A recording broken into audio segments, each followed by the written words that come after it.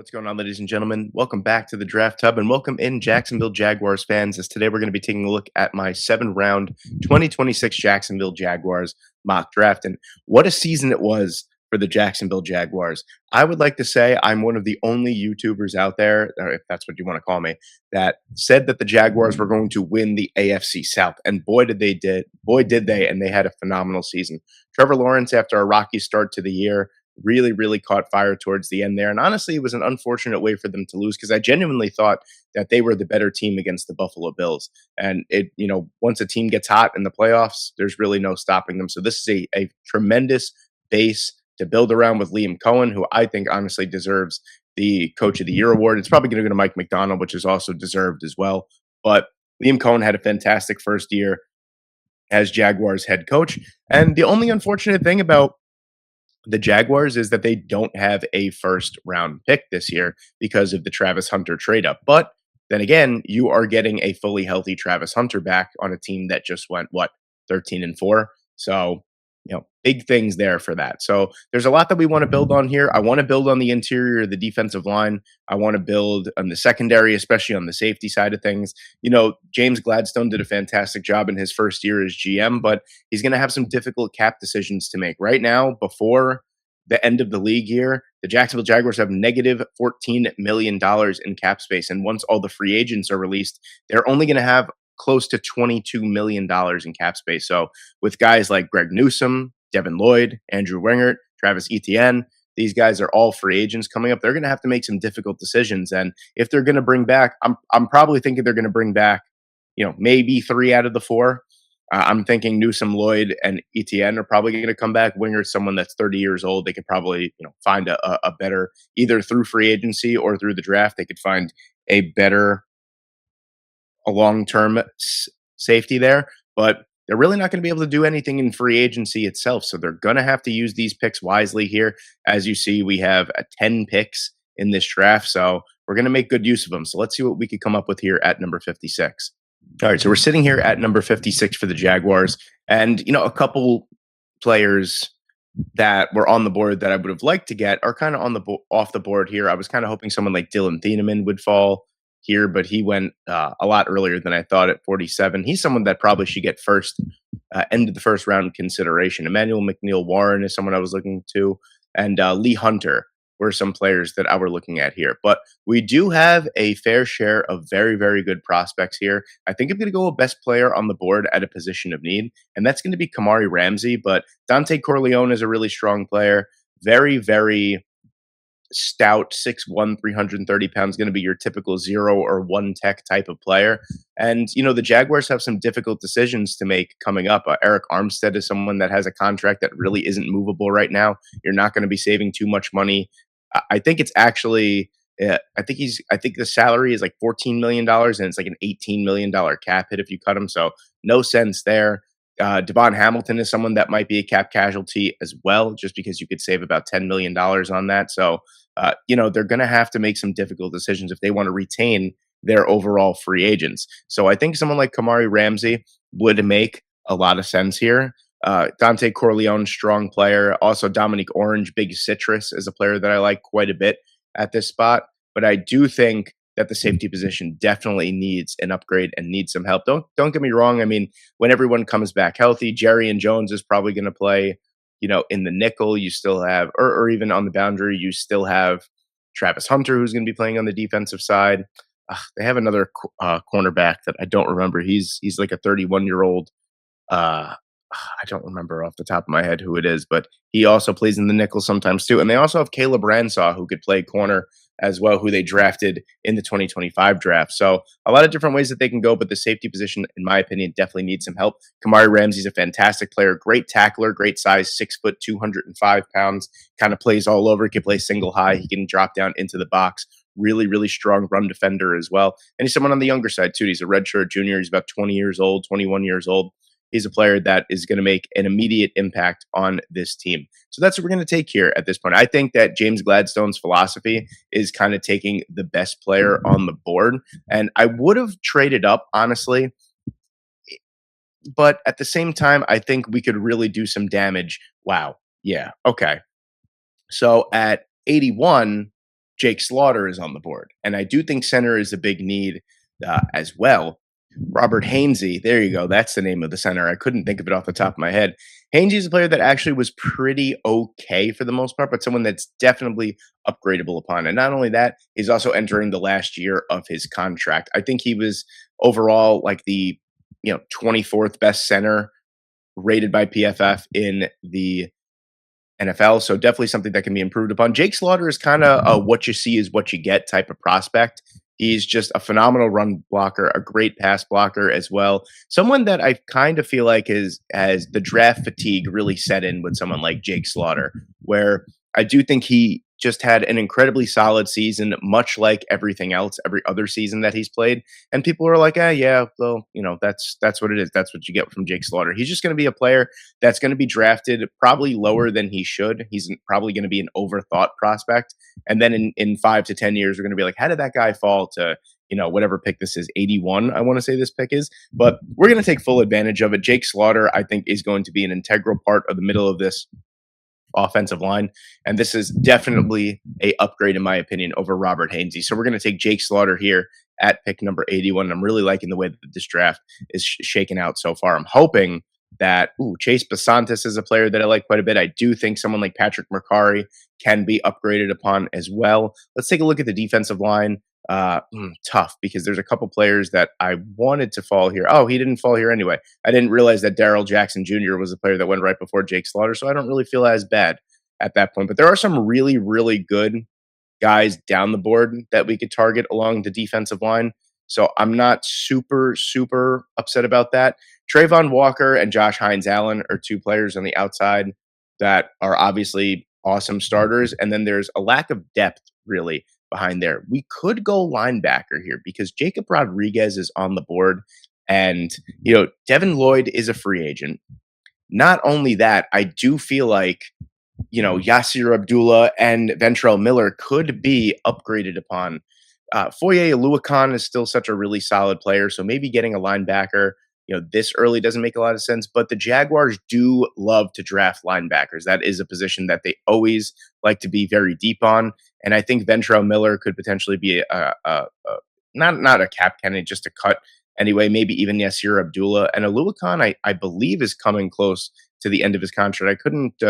I don't remember off the top of my head, but I do think that this would be really nice if they do lose Devin Lloyd, because let's face it, with the lack of cap space that they have, and Devin Lloyd easily had his best year as a pro in 2025. He's going to be very sought after on the free agent market. So it's going to be very difficult. You can't even franchise tag him because the franchise tag for a middle linebacker is like $25 million at this point. You might as well just sign him to a long-term deal and defer some of the money to the later years. So I don't really know if he's a player that's going to be able to be brought back. So if Jacob Rodriguez is on the board at number 88, I think that this would just be an excellent pickup for the Jacksonville Jaguars. If you're a fan of college football, if you're a fan of this draft class, you know just how impactful Jacob Rodriguez is. He's a player that, again, kind of similar to a Jake Slaughter, I think is just someone that gets very, very overlooked, and the draft fatigue really has set in. This was a Heisman finalist, and we haven't had a Heisman finalist at the linebacker position that finished this high since Manti Te'o. And then before that, I believe it was Brian Bosworth. So Rodriguez I do think that there is a specific defensive scheme that he needs to succeed at the NFL level. I think he needs to blow sideline to sideline. He needs to be kind of in a free range defensive scheme. But the talent is undeniable, and he's here, and I think it's a position in need. And I do think he honestly is the best player on the board. So we're going to take him here at number 88. And I love the impact players that we have selected so far up until this point. So we have pick number 100, which is the last pick in the third round here. So we haven't addressed interior of the defensive line just yet. We might even still be kind of willing to hold off on that. I would love to get another corner. Let's take a look at what we could find. A backup right tackle is something, just a swing tackle in general is something that I think Cole Van Lanen and Walker Little kind of secure the left side, and then past Anton Harrison on the right side, you don't really have too much. So that's something that we could definitely look to shore up the offensive line. And there are some great options here. JC Davis is a player that I actually like a lot in this spot. I do like Austin Barber and Max Ianachor quite a bit as well, because I do think all three of these players are players that can reduce and play guard at the NFL level as well. JC Davis, you're looking at, 6'5", 335 pounds. Austin Barber, 6'4", 319, I believe. Max Iheanacho is someone that's going to be 6'4", 326 pounds as well. I think Iheanacho is going to be the pick for me. I do think players like Barber and JC Davis are probably going to be off the board at this point. Iheanacho to me is not only a long-term backup right tackle, but I think that he could even start on the interior for you at the NFL level. I do like Austin Barber quite a bit too. Really, really solid overall player, just not a great pass blocker. And that's something that I'm really not interested in. JC Davis is probably the best out of the three, technically speaking, but Ian Atchor, I think, is a player that is just a really overall solid player. And I do think that at 6'6", 330, that's a phenomenal guard frame. But Davis is so good. And Davis, honestly, to me, is probably the player that I do think transitions to guard probably best at the NFL level, just his overall skill set. Yeah, I think JC Davis is going to be the pick here for me. Just you're getting your backup right tackle for the long term and someone that you could even develop to play on the interior. So I know it might be more of a luxury pick considering we haven't taken anyone for the defensive line at this point, but at the same time, I'm not going to take players just to take players. I wasn't really in love with any of the fits that we had, and JC Davis is a player that I think makes a lot of sense at that spot. Running back is also something that could be addressed. Mike Washington Jr. is a really great player. He's, you do have LaQuint Allen. You do have, who else did they draft? They drafted two running backs. And you also have Bashal Tutin that could potentially take over for ETN. But I don't think ETN's going to go anywhere, to be honest with you. So let's take a look at the players that we've selected up until this point. Jacob Rodriguez, Kamari Ramsey, Jake Slaughter, Jacob Rodriguez, JC Davis. These are impact players so far. Let's take a look at edge. Maybe we can get a backup edge rusher. We'll also look at defensive line, of course, as well. Tim Keenan's on the board. I do like Keenan a lot. Malachi Lawrence, that's a player that I could really see being impactful at the NFL level with two established edge rushers already. But so can Nadami Tucker. And Max Llewellyn too. So maybe we'll hold off on that to a little bit later. Maybe we'll be able to get someone later on. Let's take a look at the defensive line. There are some players here that I think could be high impact players right away. Tim Keenan, 6'2", 330 pounds. Kind of had a little bit of a down year this past year, but he's a rock solid player as well. Offers some good pass rushing chops from like a zero tech or one tech position. And also a very, very solid run defender as well. So this is someone that I think I could see in the rotation. We could even come back around later on and take someone like Xavion Harris or get someone even lower like a Brandon Cleveland or a Gary Smith III. So I think Tim Keenan's going to be the way that I go here. Just had a little bit of a down year, like I said, but he's a rock solid overall player. And Keenan's going to be, because I don't know for a fact if, like I said, Eric Armstead is someone that can't really be moved. I don't know if they moved Devon Hamilton. That might be a difficult decision to make. But, defensive line rotation could obviously be key here as well. So we've done a really good job, in my opinion, of establishing some really problematic areas on both sides of the ball.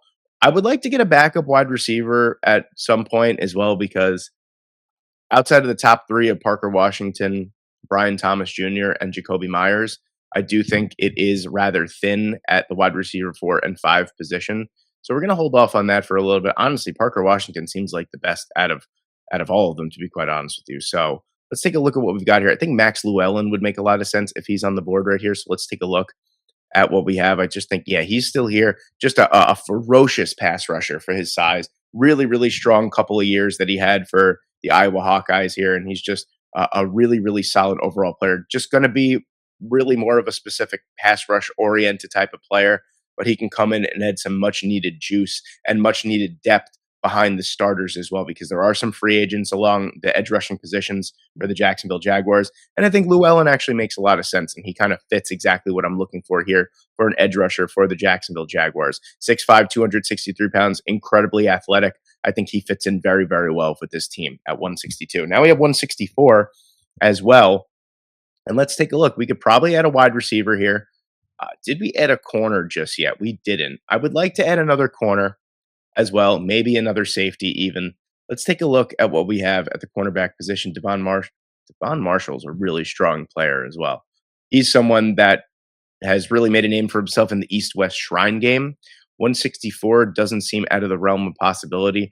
Really, really strong season as an overall zone cover corner for the Wolfpack this past year.